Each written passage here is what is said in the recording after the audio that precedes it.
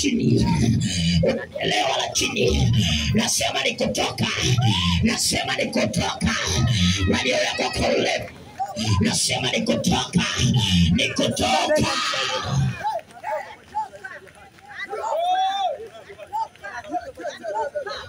Mimi sitaki kujua vyombo viko vizuri ama viko. Mimi nimekuja kutoa watu, nimekuja kutoa watu, nimekuja kutoa watu, nimekuja kutoa watu.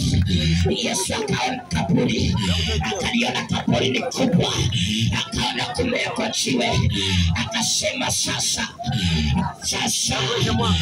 Bwana Yesu, ninakushukuru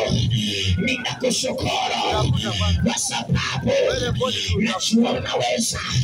Leo niko Kiela, leo niko Bwana, ninakushukuru maana najua unaweza toa mtu. Akasema si kwa sababu yangu naomba, kwa sababu ya mkutano huu. Nakushukuru Baba, maana kuna mtu anatolewa. Maandiko yanasema, maandiko yanasema akaomba kamaliza, akasemaje?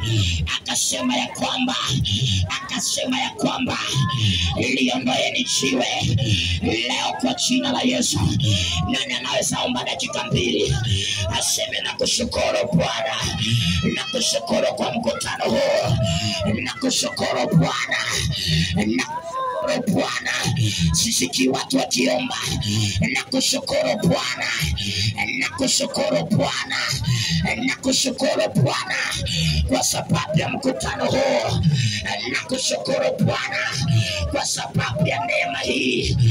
Nakushukuru Bwana kwa sababu ya upako. Yes, somebody pray.